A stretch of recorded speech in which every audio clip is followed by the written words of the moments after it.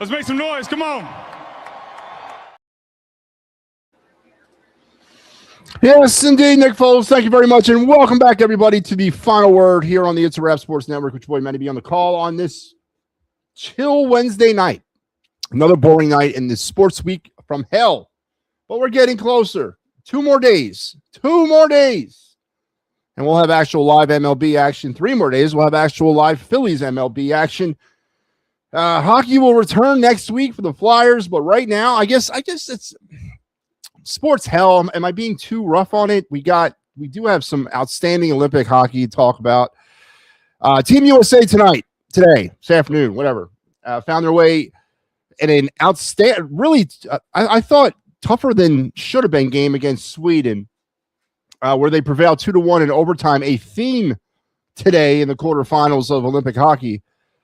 They were able to skate their way past Sweden 2-1, earning their trip to the semis, and they'll play Chechnya on Friday for an opportunity to play for gold on Sunday. So if you're really jonesing, I mean hardcore, and you need something, please gravitate over to the Olympic men's hockey and then women's hockey. Tomorrow, Team USA will battle Canada in the gold medal game as the girls look to win gold yet again. So I guess I'm being a little too rough on the sports week hell thing, but yeah, for me it is. I'm getting tired of the drama and the back and forth to talk about Bryce Harper hating Dave Dombrowski, hating Bryce Harper, Rob Thompson not being an adequate leader. And I think tonight, though, I only have 2 more shows left of this broadcast week, today and tomorrow. And I won't actually probably see you guys again. Maybe not until midweek next week, as my schedule dictate that I will be sort of doing other things. But, I'm not going to have an opportunity to comment on the early goings of Phillies baseball in spring training. So I'm going to have to kind of leave you with that image of great spring training baseball. But I think the one thing that we didn't talk about this week when it comes to the Rob Thompson, but it's the Dave Dombrowski, Bryce Harper stuff, is the influence of Rob Thompson. And I know we tongue-in-cheek it. Michael Papernick wants to string him up on a cross, all those things. How much of this culture problem, allegedly, for the Phillies lays in the hands of the manager? How much of the,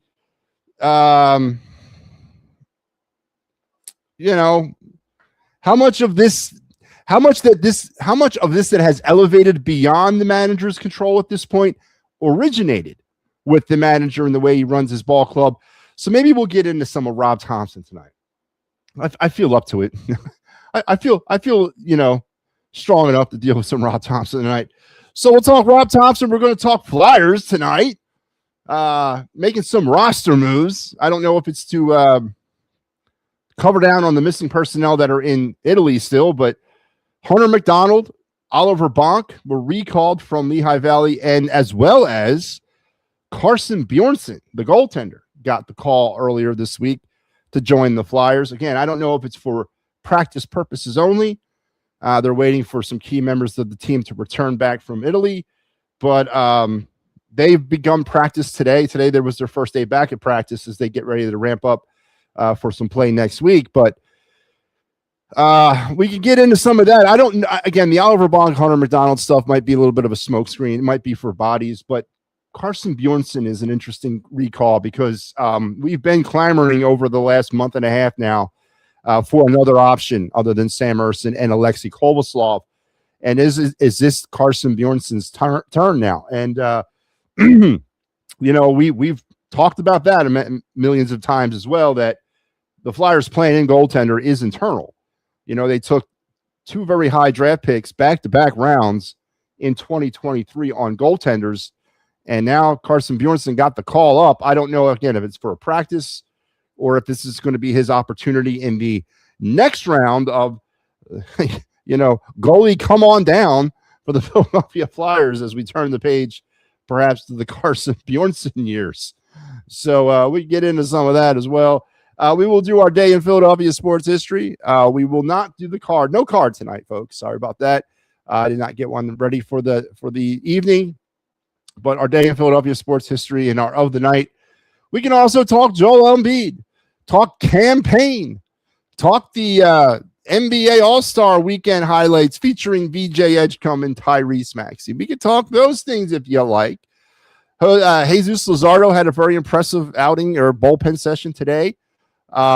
Trey Turner as reportedly focused on health, as so are all the other Phillies, as they have succumbed to some hyperbolic air chamber for some therapy after games and practices as part of some sort of co-op deal with this company that does it. They're going to lay in this chamber. Is this the thing T.O. used to do, where they're going to get oxygen therapy? I mean, isn't oxygen therapy just kind of standing there? Isn't that oxygen? You got to lay in a little booth. I thought oxygen therapy was constantly happening because we live in an area of oxygen. But we can talk about the Phillies' ability to manage their injuries in 2026. Eagles, the NovaCare complex is now the Jefferson Health Training Complex, whatever. They continue to change on their staff. So whatever you want to talk about, we could talk about on this Wednesday night. So I'm glad to be back. Glad to be here with you. Let's get things rolling. And Barbara's checking in. Hey, Barbara, I'm glad you're here. Very glad you're here. 9 o'clock, Sundays through Thursday, Barbara. I just saw that Hurts is the most hated. Yeah, I saw that. Some sort of fan poll. I don't know where it came from or how it originated. But I find it interesting that we talk about it, and I know people are talking about it. It once again strengthens the mantra that we're from Philly and we care if you hate us, right? You don't like us, we don't care. That nonsense. We could probably pretty much stop saying that, because we certainly do care when you hate us or hate members of our football team. Barbara, do you really care what some fan poll said about Jalen Hurts? I don't. It might send out a barometer or a reading of the room from the Eagles that, they're not the gold standard, and it's not always sunny in Philadelphia, especially from the outside looking in. I don't know if you can gauge that with that poll. These are things that we've known forever. It's not news to us, but yeah, whatever. I mean, he could be voted the greatest player in the NFL or the most liked player in the NFL. So that's what we've reduced to these days. Popularity contests. Is that what this is about? So I don't take much stock in that. I don't hate Jalen Hurts. I don't think he should be the most hated man in the NFL. Overrated, yeah. Most overrated quarterback in the NFL, yeah. But hated, that would mean that people know him, right? Doesn't hate indicate a personal connection to somebody? Like, you hate somebody is because you know that person and you honestly don't like them. I mean, unless all these people out there know him personally, this is a popularity contest, right? I don't know Jalen Hurts personally. I've never spoken to the man one-on-one, so I'm not going to tell you that I hate him. I don't know him. So, Cindy Crosby, yes, he did. He had to leave the game. Had to leave the game today, Barbara Crosby. And they played in overtime. I think all the quarterfinals today went to overtime. And Canada, their drama in their game, they had a battle backwards against the Swiss. They had to play, they had to come from behind, score late.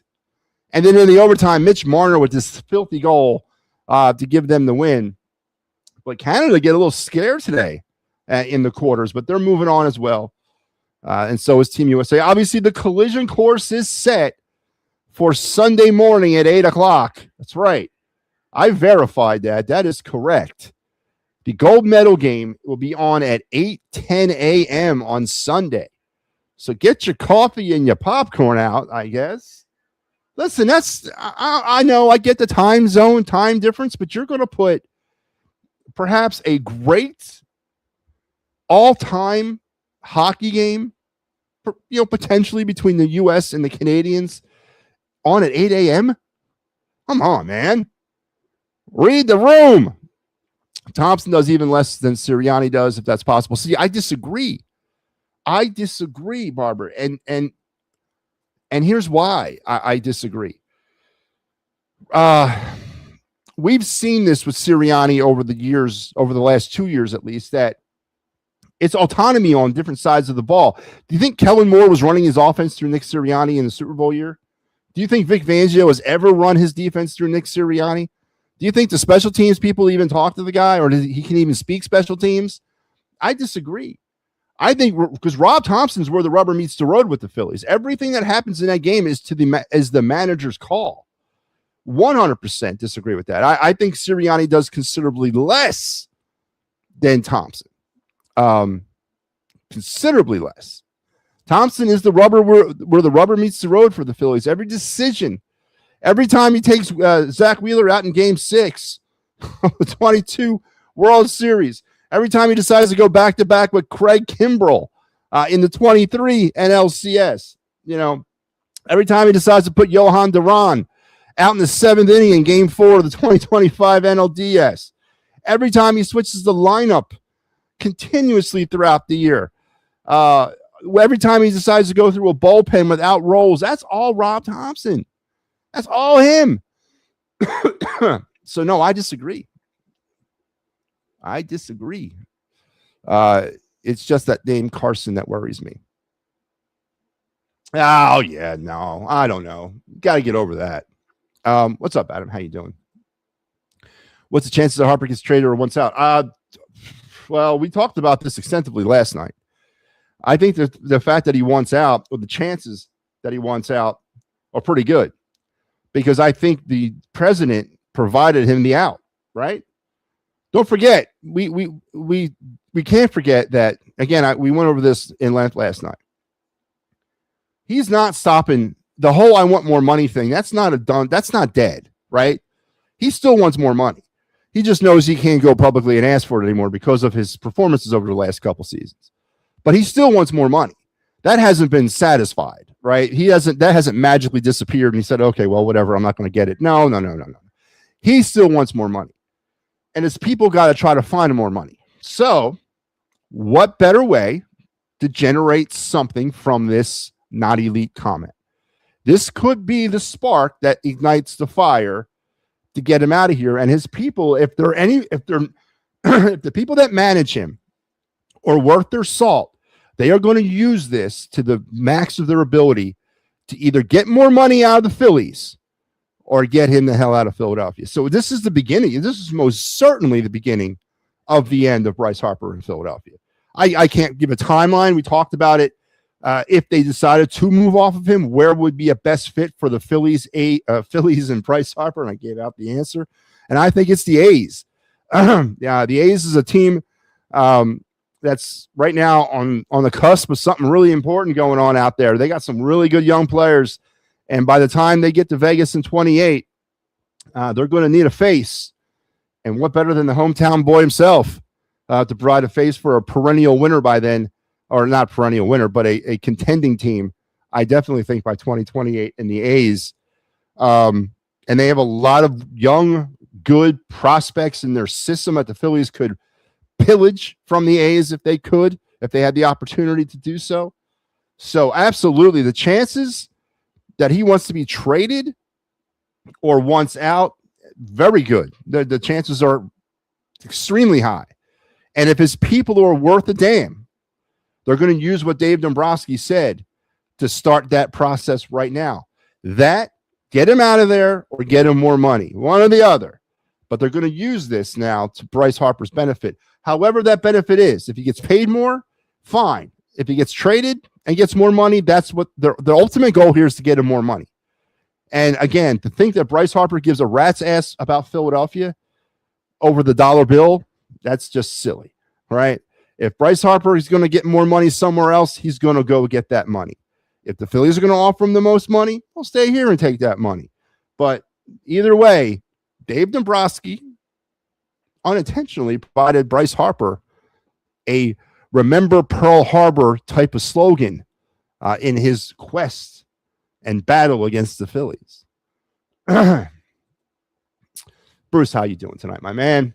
MattyB, do you feel Crosby will have a new operation on that dirty hit? Who cares? This is obviously the worst case scenario that any player wants to deal with in the Olympics.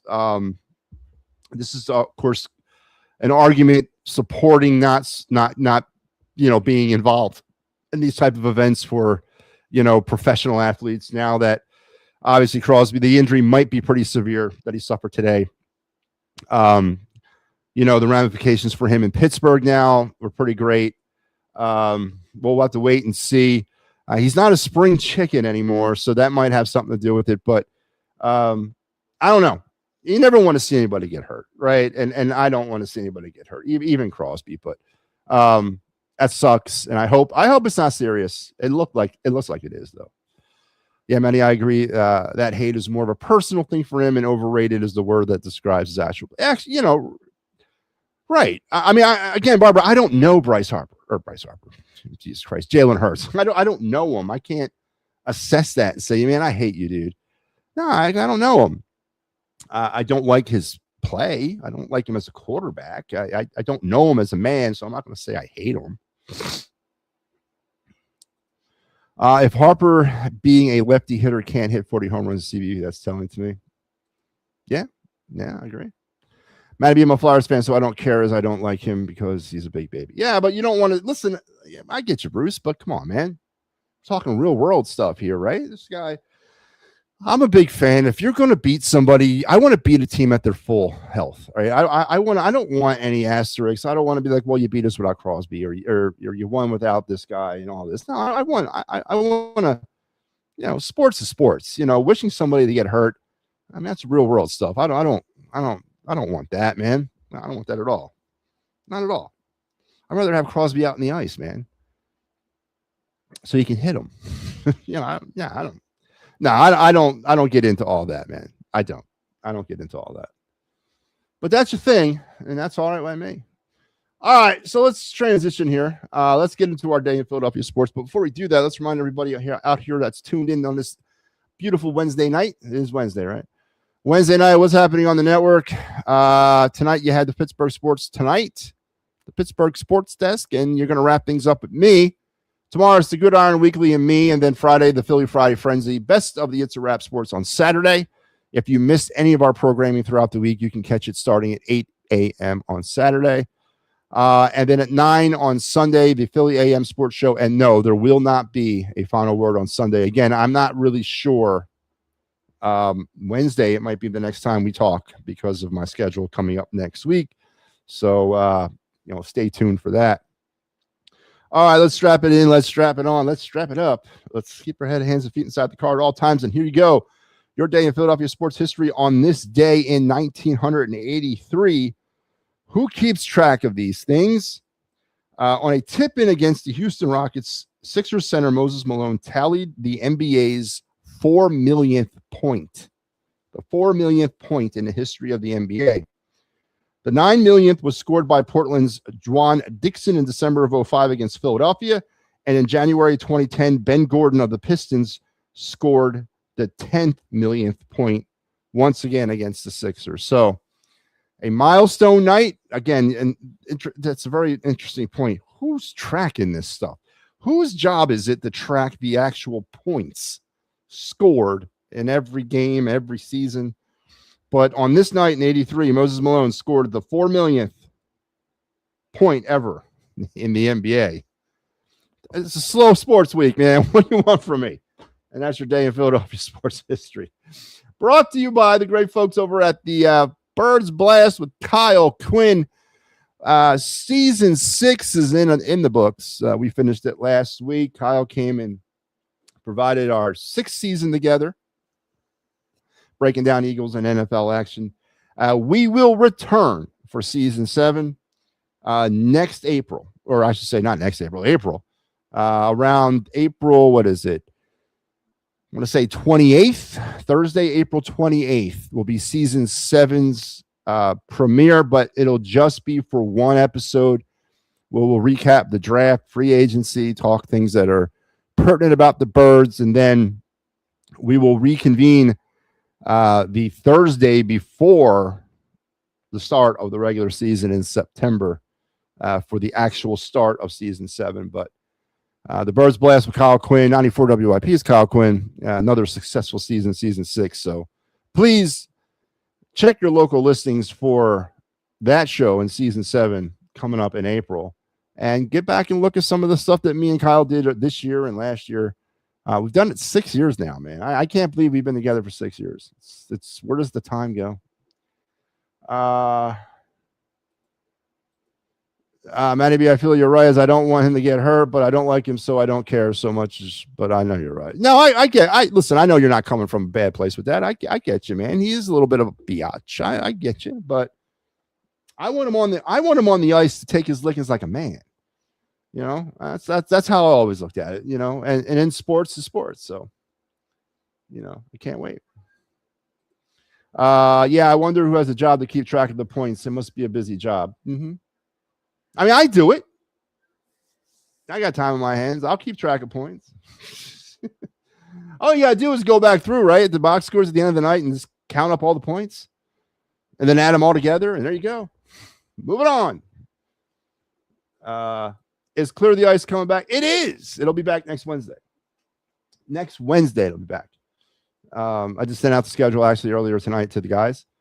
We will be back next Wednesday. The graphic will be up at another time. But yes, next Wednesday, Clear the Ice will return. I was 6 weeks old. Well, when Moses Malone scored the 4 millionth point in the NBA, I was 10. Actually, was that the season? No, that was 80. Yeah, that's 82, 83. That's the championship year, right? Yeah. Wow. So Moses Malone scored the 4 millionth point in NBA history in the year the Sixers won their last NBA championship. 10 years old I was. Down there on Broad Street for that parade. That was fun. Embiid keeps the point stats. LOL. Yeah. But he's got to take his shoes off to use his toes. All right. So let's get our first question for the night. You know, as I said, what's the title of the show tonight? What the hell is it? Does anybody know the title of the show? Oh yeah, the Thrill of Victory. Yes, the Thrill of Victory. That's tonight's show. Anyway, there's not much to talk about in the Thrill of Victory. We do have, you know, and I want to save this for a little bit later, but a great game for those of you that did not see USA hockey today, hockey, USA versus Sweden. A game in which I thought they played a little bit down to Sweden's ability. I'm not going to take anything away from the Swedes about how they played defense. They played a really good defense, and it took a while for Team USA to get through. And even when they got through to Markstrom, they really couldn't get further through. So, you know, hats off to the Swedes. But they prevailed in overtime in setting up the semis on Friday against Chechnya. I think Canada's playing Finland, I believe, in their semifinals. So all systems are go for another potential collision for the U.S. and Canada in the gold medal game. But the thrill of victory when it comes to just sports, right, and games, and this is what's been lacking all week for me and for you and for a lot of us, is it's just nothing to really sink our teeth in, you know, game-wise. You know, I've been trying to supplement that with watching college baseball. I've been supplementing watching hockey, you know, but it just doesn't, it seems very detached, right? But starting Friday, we're going to get some Major League Baseball back. Saturday is when spring training. I know, and again, there's not the thrill of victory in that. But for one last couple days, we can continue to talk drama, and I'll sink back in the mud with you tonight, and we'll talk more drama. And it's a point of discussion about the Phillies' ongoing drama that has not really been sniffed at. It's been Dave Dombrowski versus Nick Castellanos, Dave Dombrowski versus Bryce Harper. It's been the sort of that kind of triangle, right? It's really been that. But no mention, not enough mention has been about the manager and the manager's role in all of this. And this is not new on this show. We've talked about Rob Thompson and Rob Thompson's style before. Mainly, though, his on the field style, but you could definitely see the type of clubhouse he runs. And it goes back to the magic that was captured in 2022. One of the things about Girardi that was not working for this team was they weren't responding to him. And Girardi reportedly was sort of a old school disciplinarian, iron fist. You say, I tell you to do it, you do it. That's the end of it, right? No wiggle room left or right. They fired him in season. They replaced him with Thompson. Things got loose. Things got light, and they ran the thing all the way to the World Series. And they've continued to run with Thompson over the last 4 years. But it is the byproduct of what we've seen from Rob Thompson. And I'm not saying the byproduct is it is winning. Winning is part of the byproduct, regular season winning. But is there also a byproduct of entitlement? Is there a byproduct of get out of my face? I don't really believe, I don't really respect you. You know, Castellanos said it on the way out the door. I don't respect, I mean, he didn't say it, I don't respect Rob Thompson, but I don't respect coaches or managers that have not played Major League Baseball. Is that a sentiment shared by more than just Nick Castellanos as it pertains to Rob Thompson? When they look at Rob Thompson, do they look at a person that are they looking at him like, yeah, no, I'm okay. Oh, okay, Rob, we'll do that your way. Okay. I mean, what kind of respect do you think he garners? And I don't mean like, and we kind of explored the hate thing earlier, you know, because we don't know somebody personally. But when you're doing a job with somebody and you're the manager, and I have some experience in this, not in sports, but in another aspect of life. We have a job to do, and we put personal feelings and personal relationships on the back burner to get the job done.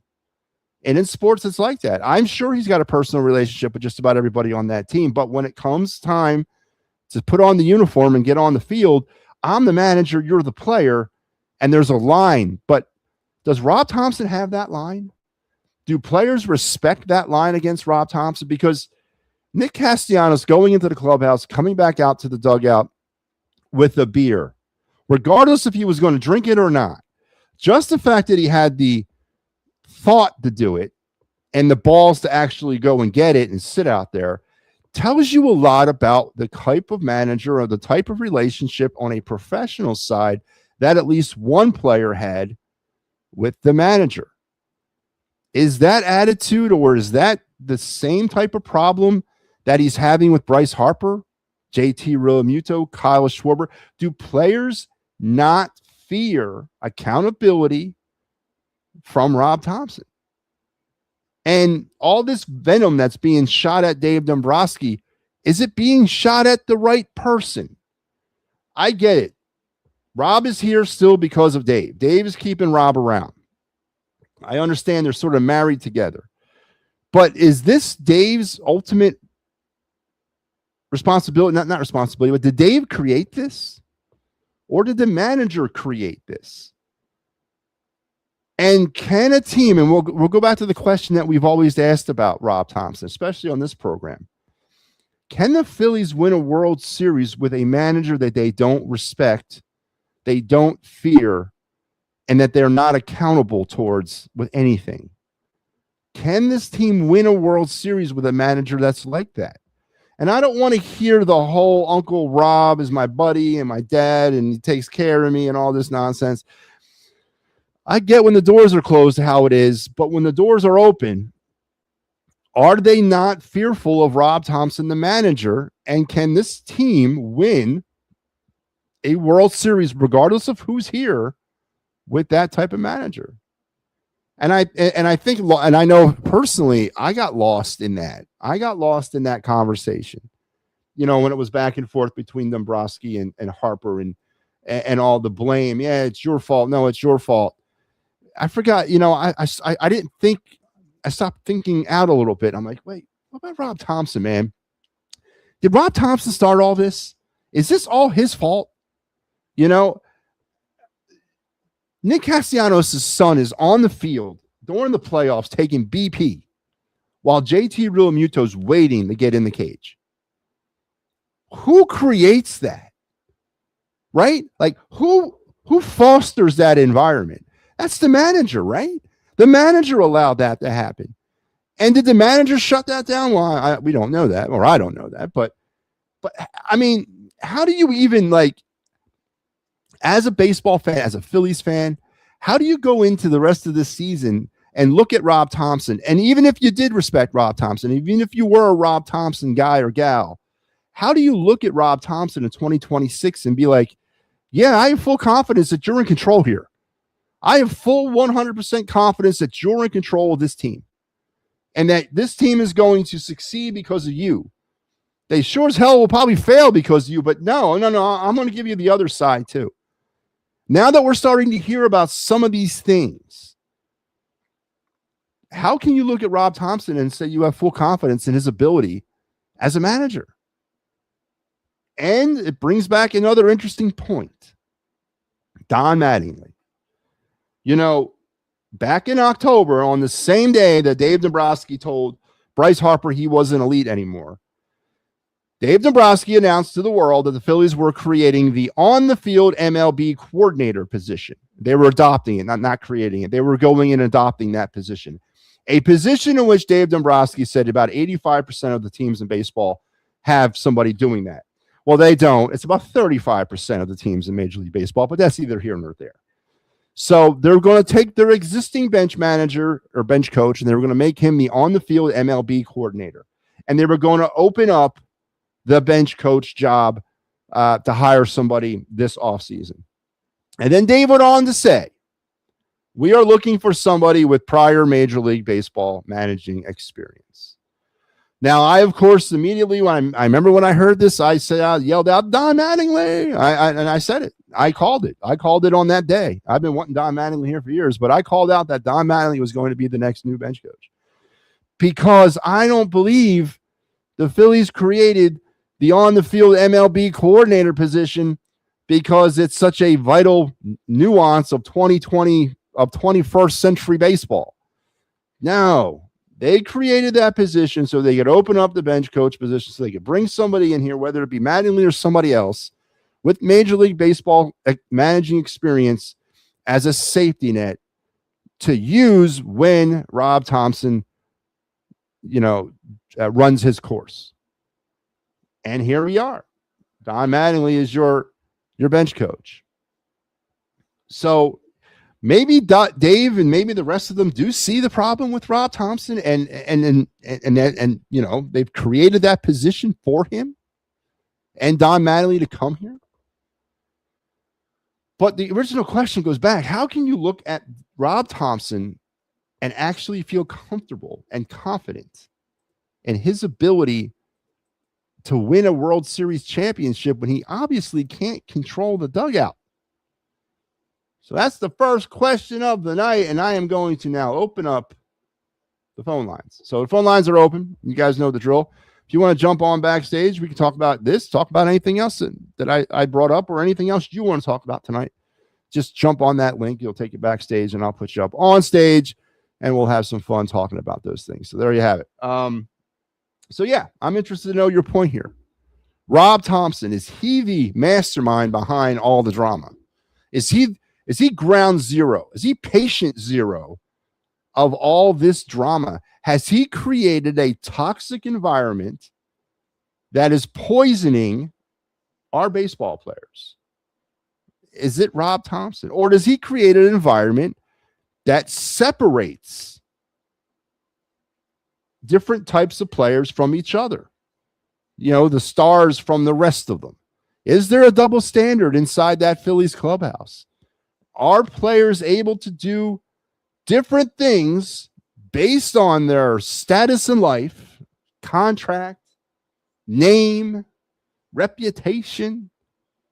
And can the Phillies win with Rob Thompson as the manager? Let's go to the phones. Joe Hale is here. Joe, what's up? I'm sorry I missed the first half of the show because I was doing stuff. Can we talk about what should have been a disallowed goal in the Canada? What one? The overtime goal? Yes. The Mitch Marner thing of beauty? There was too many men on the ice. I didn't see that. I was too fixated on Marner. No, I think Canada got the scare that they wanted. They got scared today. That was tight. I think USA got the scare that they wanted. And it's listen, Sweden and Finland, or no, who they play? They played the Swiss, right? The Canadians. Yeah. Sweden's got a whole roster full of NHL players too, right? And I didn't really see what Switzerland's putting out there, but Sweden played a good game. Sweden did everything they could against US, and Markstrom was awesome in that for them. You're right though. I was on the edge of my seat, man. When it was 1-0 going into the third period, I was like, this is not enough. This is not enough. But luckily they were able to come back. You said Rob Thompson. I think he deserves the blame. I think it was like with Harper going on. Well, Harper went out and apologized today. Yeah. But I was listening damage to control. Something on what Ruben Amaro said this morning on my way to work on a morning show. Winning cures everything. It does. And that's what needs to happen. I don't think they're going to win the World Series. I think they're going to win the East. I like the pitching, but I'm not worried about Painter. I'm more worried about the bullpen, back into the bullpen.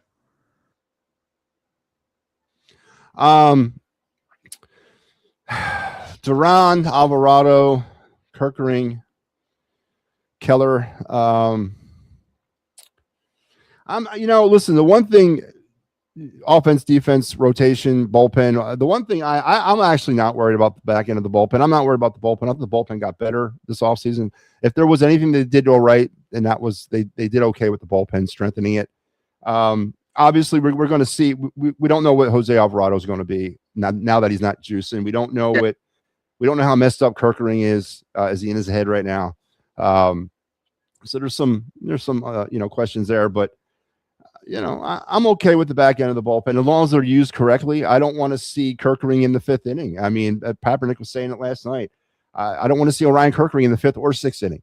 I barely want to see him in the seventh inning, but I'll accept seventh inning.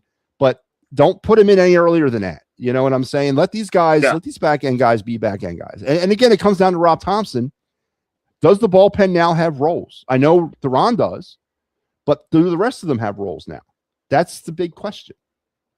You know why I said I'm not worried about Painter? His arm angle looks really, really good right now, and that's beginning of spring training. And his velocity is up. Yeah, Painter will be all right. Yeah, you gotta give Painter. You gotta be patient with Painter. Painter will be fine. We just got to be very patient with him. Yes, Painter needs to get his feet wet. But at the end of Lehigh Valley, he looked decent. The velocity was up. The command was coming back. Yeah, he did. He started getting better. And I told you, I've said this before. I was more impressed that he got through the season unhurt. That's all I wanted to see. And he threw over 100 innings. So he hasn't complained about arm soreness, and that's what happens when you first get Tommy John surgery. So the question, Joe, I asked was, with all this drama, the triangle of drama between Nick Castellanos, Bryce Harper, and Dave Dombrowski, are we looking at the right people here? Who is the origin? Who is patient zero? How did this all start? And the one name that we haven't heard that much in this drama circle or drama triangle has been Rob Thompson. Isn't it Rob Thompson who set the tone for the attitude of the club on how they're going to be held accountable, how they're going to be treated, and sets the chemistry of the philosophy inside the culture inside that clubhouse? Isn't that the manager who starts all that? Yes, I don't blame Harper one bit for getting pissed off what Dombrowski said. I really don't. I blame Thompson a lot. Thompson needs to handle it. He's the leader of the clubhouse, supposedly, but he's not acting like the leader. He's staying quiet, Yeah. And Papernick said it perfectly. Donnie Baseball is going to help wonders. I can see him calling the game instead of the buffoon, Rob Thompson. And Don Manning's will be the manager of this team before the season's over. The official manager. Rob Thompson will be up fishing in Ontario by July. I don't know. Can we shout out your boy? He's actually watching right now. Ricky, what's going on, man? Good. He won. I hope you're doing well. He'll be on soon enough. I hope so. Anything else, Joe? Yes. Joel Embiid's hurt. Yeah, I saw that too. But yeah, it's day to day, and there's nothing to be concerned about. Yes, there is. There's always something to be concerned about with Joel Embiid and his health these days, man. There's always something to be concerned about. So, one more question. When does USA play next in Canada? Friday. Is it tomorrow? Friday. Okay. The girls. Are you talking about the girls? No, the men's. Yeah, the semis are Friday. The girls' finals are tomorrow. Who does USA play Friday? Chechnya. And who does Canada play? Yeah, what was it? Finland. Finland might upset. Yeah, they might. Yes. Yep. Tomorrow night we'll be talking about the gold medalist USA women. I'm guaranteed. Yeah, they're gonna. Yeah, I think they're gonna do it. They're very, very, very good hockey team. Yes, they are. We're in the old school Eagles, the conference championship. From the 04 season? No. Last year. Oh, last year's? I was like the one from 04. No, all right. last year. All right, Joe. See you tomorrow? Yep. All right, Joe Hale. Ricky's watching. That's good stuff. And Joe says, hey, everyone, when you got in the chat. Eagles keep A.J. Brown? Yeah, I don't know. When they named Thompson as manager, I immediately thought to myself, why did he become a first-time manager? Any level, almost 6 years old. Yeah, well, listen. Maybe he didn't want it. Maybe he enjoyed being the lapdog of Joe Torre and Girardi. I mean, I wouldn't have, I would have enjoyed that ride too. Maybe he just didn't want the pressure. I don't know. But you're right. I don't remember his name ever even being mentioned ever in any sort of managerial race for anybody. You're 100% right, Barb. And I thought N22, an in-season replacement to Girardi, it was appropriate to name Rob Thompson. But then after the World Series, I didn't think there was anything given or deserved that he would return. But I understood why they let him come back. But I definitely wanted him out after 23. 100%. I wanted him fired after that debacle against Arizona. When you're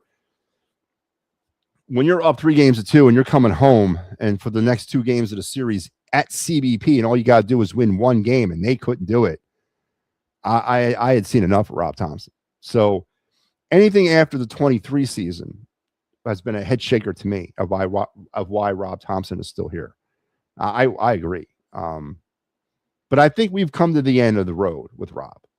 I think anything but a World Series championship, that's the only thing that's going to save Rob Thompson's job this year is a World Series championship. So, and that would be one of those types of season where it's like not necessarily smooth sailing to the World Series, but if they go into the crapper at some point here early in the season, like they come out and they have like a 500 March, April, which is fine. That's acceptable. But then they have like a 9-20 May or something like that where they, fall about 7-8 games under 500, lifeless, doesn't seem to be working, all that. Then you got to make a decision. You got to do something to try to save the season at that point. But if they have a kind of a run that they had last year where they dipped, but they came up, they dipped and they came up. I could see Rob Thompson making it through the season, but then at that point, the only thing that would save his job is the World Series championship. So I don't know.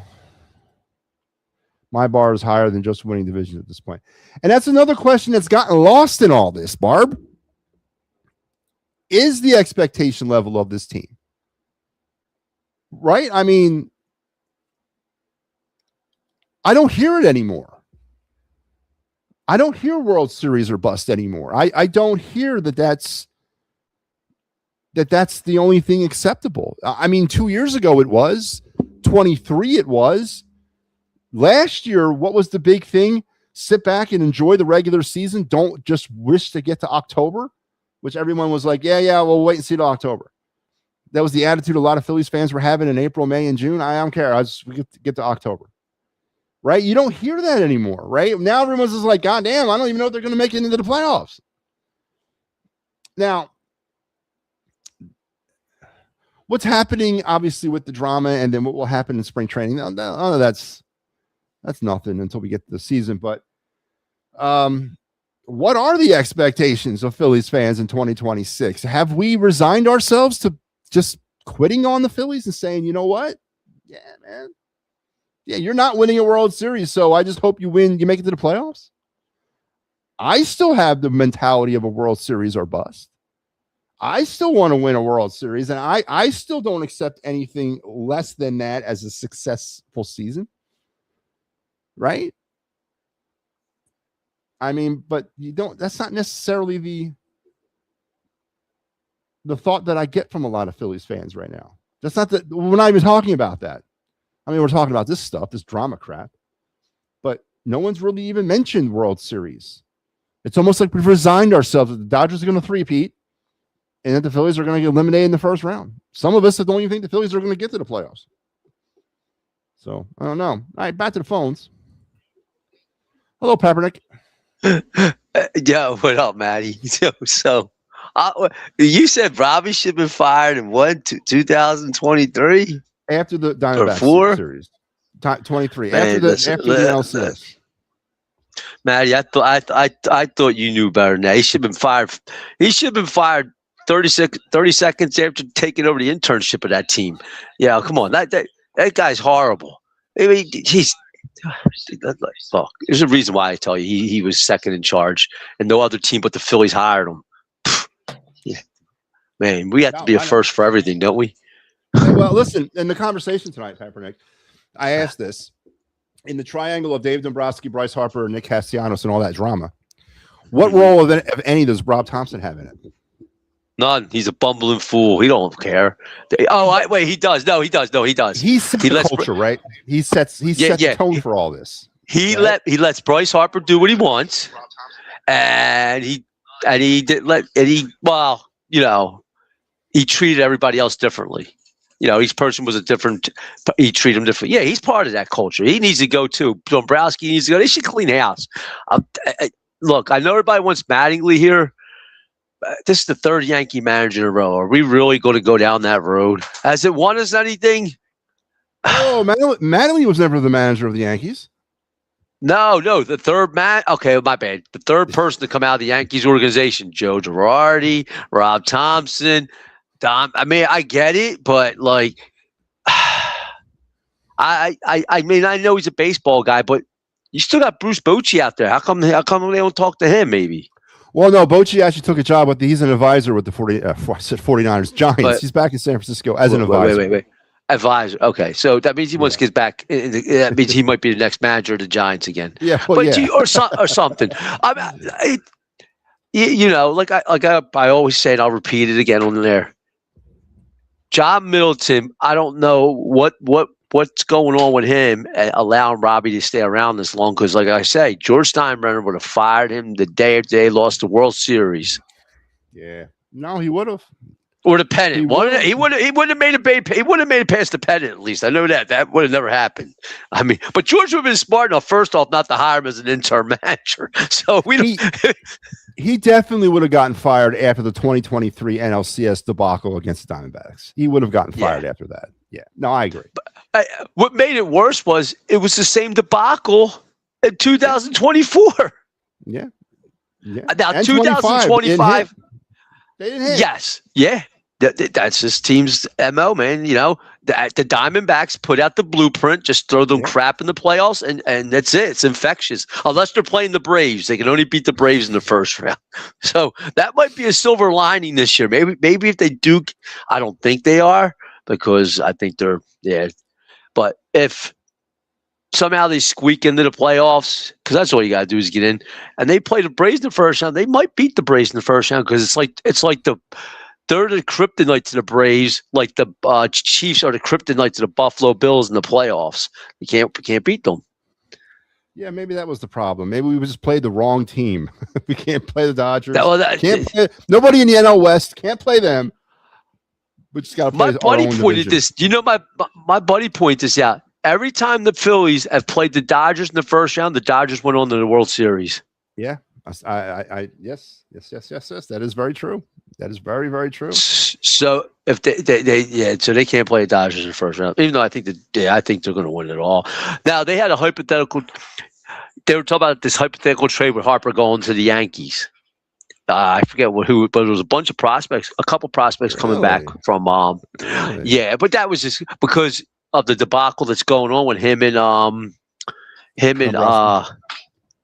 yeah, and the fans are intrigued to have him batting behind Aaron Judge or something. Interesting lineup, man. Good God, Judge, Stanton, Harper, Rice. Well, Stanton's going to be gone. Stanton's going to be gone.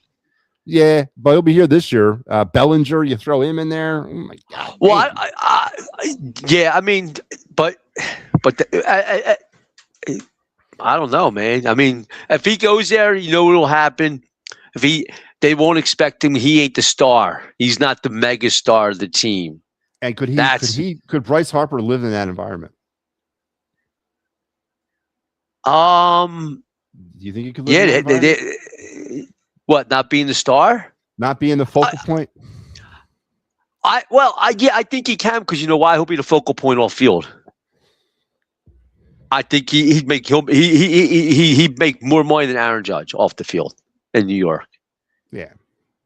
No, he fit right in. Well, that's what I mean. Like, so maybe that's what he needs. I mean, but because like I said, he's not. I don't. Who is the? Here's a question for you. Of just position players, not pitchers, who is the star of the team? Of the Phillies. Phillies. Who would you say is the star?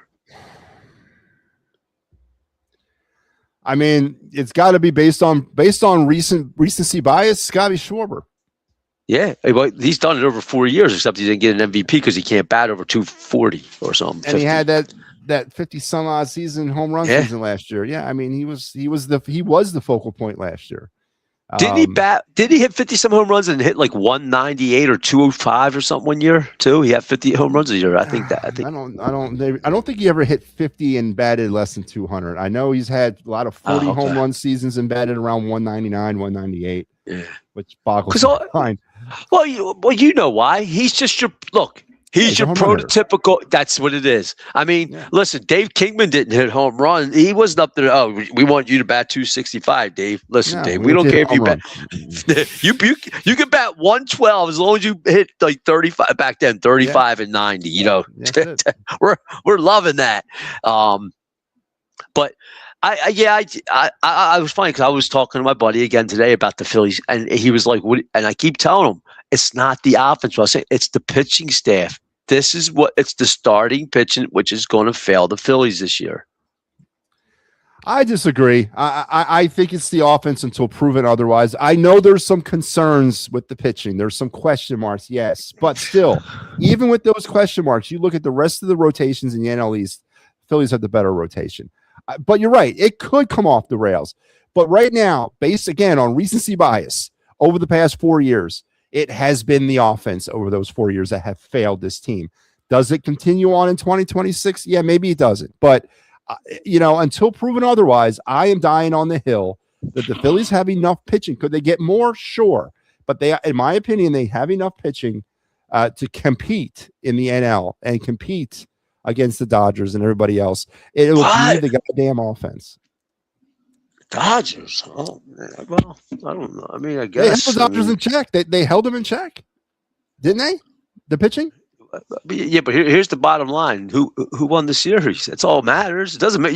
Because the Phillies didn't hit. Kaepernick, the Phillies didn't hit. We know they that. Got hit, though. Yeah, but they got a hit. Again, I'm not telling you you're wrong. And I'm not telling you that But I'm not telling you that going into this season, I definitely feel that heading into 26, there's more question marks ever before on this pitching staff than any other season prior to this in this run.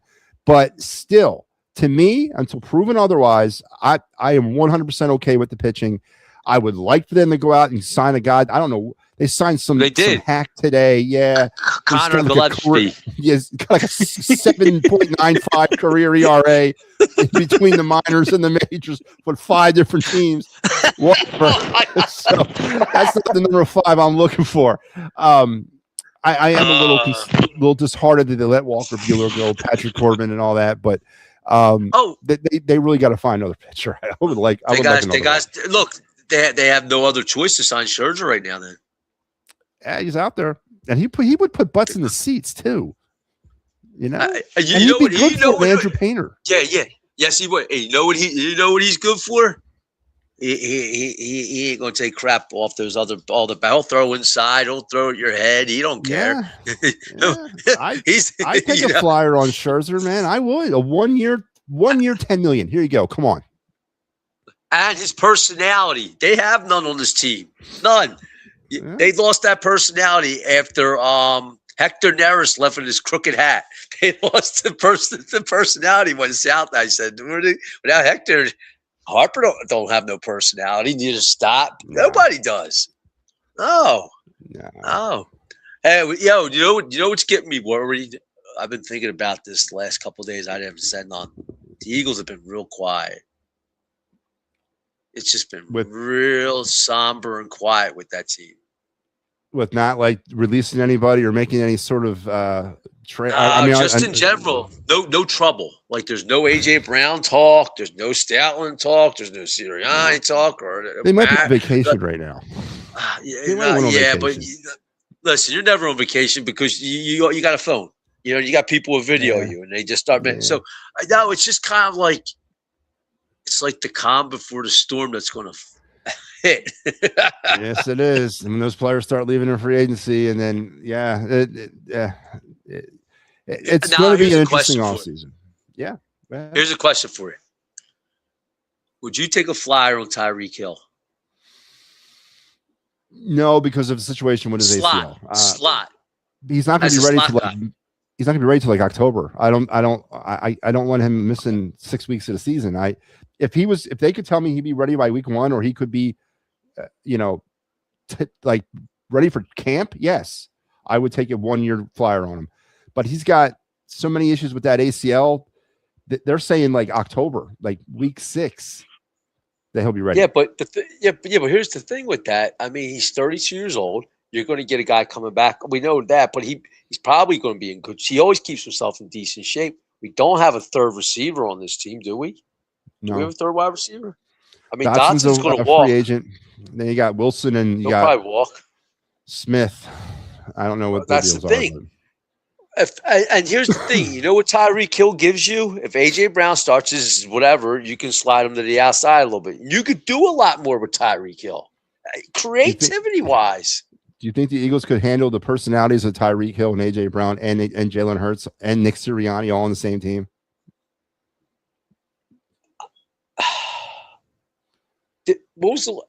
Okay, here's the thing with AJ. AJ don't cause problems on the field, and I've never seen. You know what I mean? In the sense, he does it off the field with his mouth.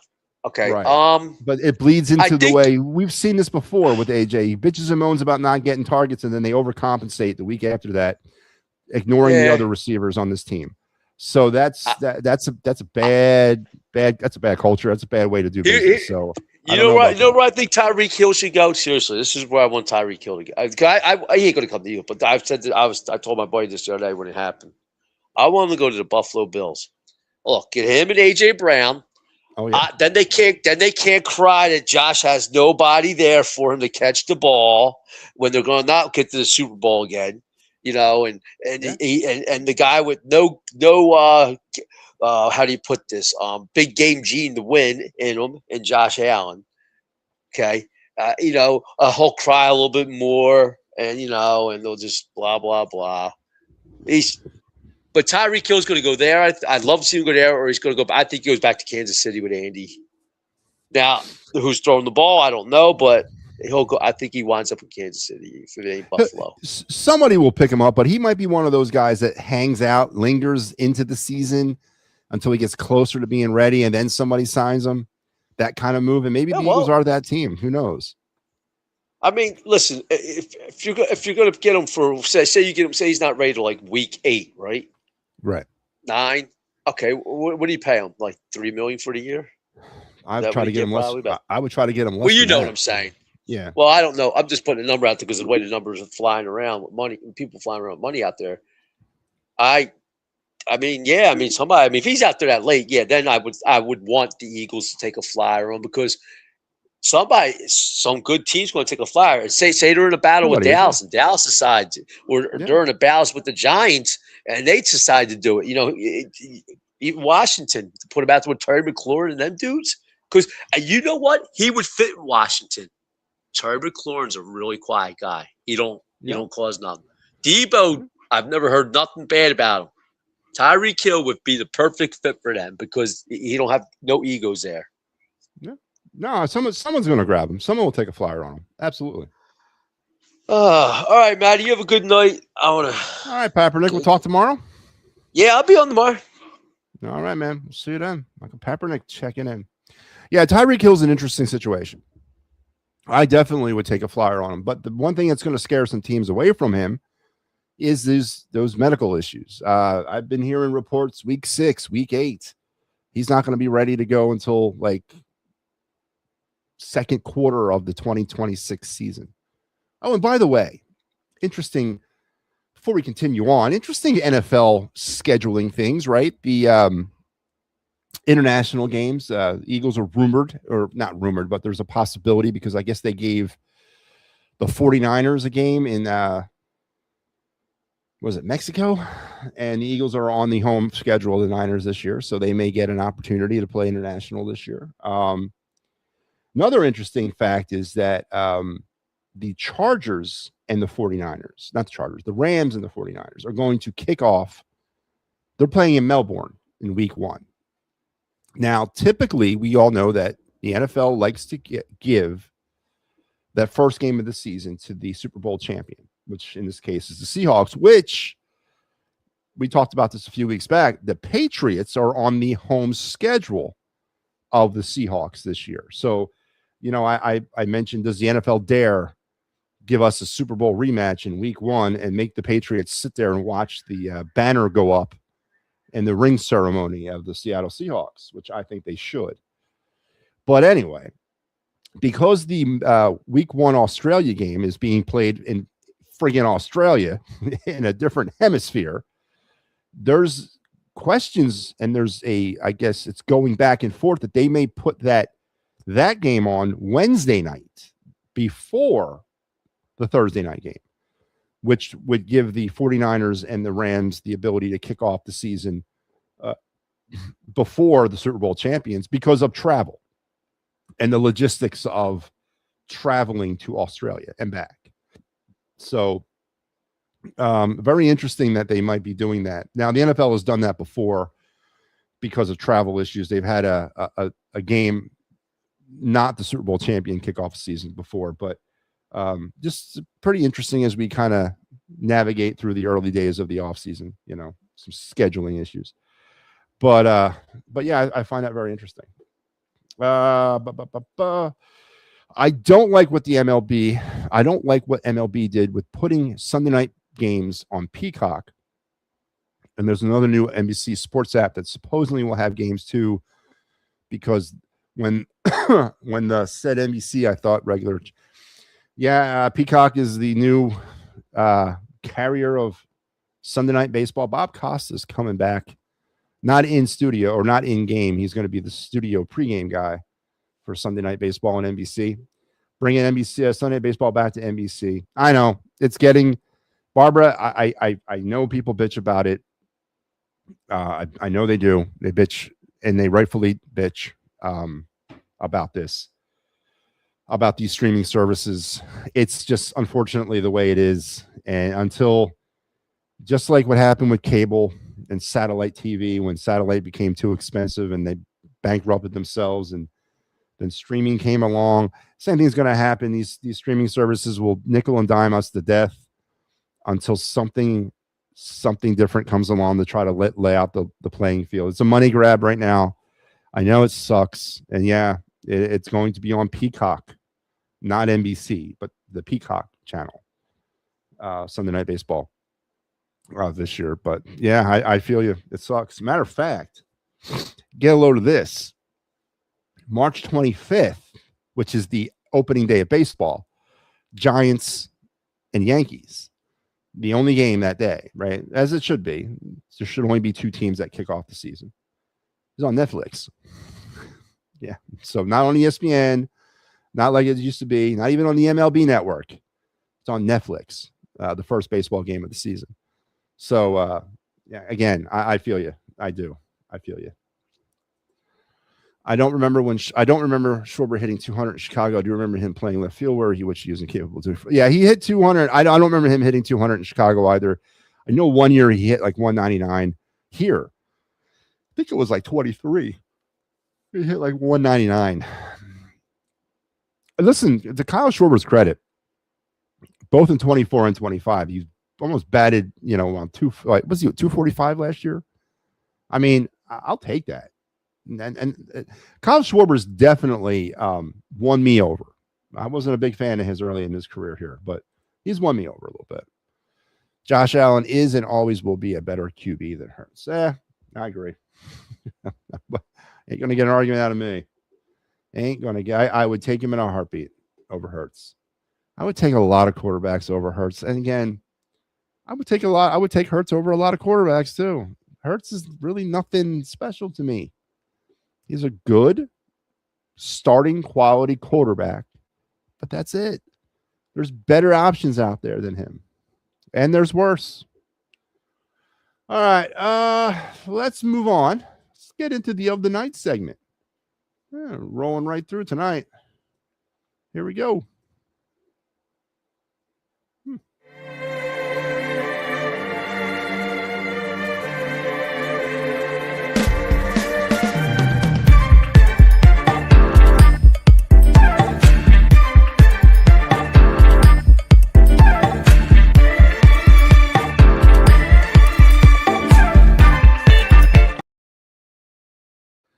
All right. Yes, the other night segment rolls on tonight, and we are getting to the end of our Philly Spotlight series where we've taken a look at players that I feel that are going to be instrumental in the Phillies' success in 2026. We're getting down to the end. I think after tonight, I'll have 2 more players left. So let's continue the train here. Let's roll it on with tonight's Philly Spotlight player. And a real good surprise here. And a guy that you got to give kudos to where kudos is, and that's Tanner Banks. Just quietly goes out there and does his job. And that's what you want from a relief pitcher. You don't want flashiness, especially a guy that's not a back-end guy. He's a consummate mid guy. I love Tanner Banks in that 5th, 6th inning position. Again, we talked about it with Joe Hale, or was it Papernick, about roles, right? I mean, the Phillies have given Johan Duran the role in that bullpen as the closer. Are the rest of these pitchers going to find roles in 2026? I hope. And if Tanner Banks can get a role, because they bounced him around last year. I saw him a few times in the 8th, 7th, 9th, 1st, 3rd. I saw him all over. But to me, Tanner Banks is your 5th, 6th inning guy, right? He's your mid guy. He is mid. That is Tanner Banks' MO, in my opinion. I'm not going to stretch him out in long relief, and I'm not going to put him in high-pressure late inning situations, but he actually has been put in those situations and done pretty well. But if we can find a home for Tanner Banks as your mid-reliever in that 5th, 6th inning, I think his consistent good play will continue, and that'll be a benefit for, and again, in my opinion, a pretty decent Phillies bullpen. I really think they're pretty good.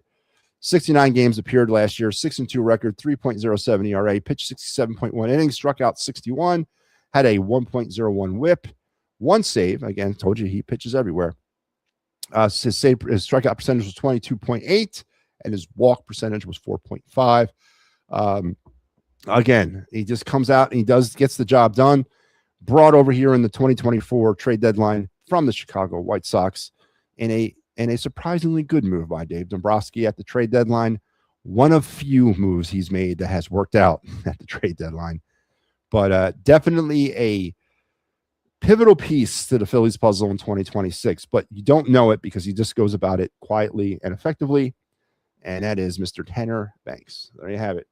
Tonight's Phillies Spotlight player, Tanner Banks. And again, we got 2 more left now to do and we'll be done with the Spotlight series, and we can focus back on the MLB draft, or actually on the NHL draft, before we start breaking ground on the MLB draft, and then Phillies prospects, which is coming in April. And the draft stuff, well, we've already kind of started the NHL draft.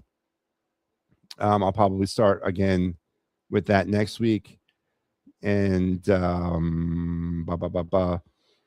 MLB draft, yeah, I'll probably wait a little long on that one. Maybe we won't. Yeah, we'll get started in that in April as well. So April will be the prospects in the MLB draft. But all right. Listen, I think I'm gonna call it a night. Yeah, I'm gonna call it a night tonight. Sports Hell Week continues. The thrill of victory. We had the U.S.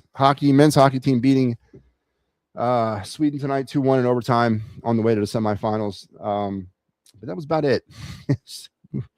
Sports Hell Week continues on, but we're getting closer.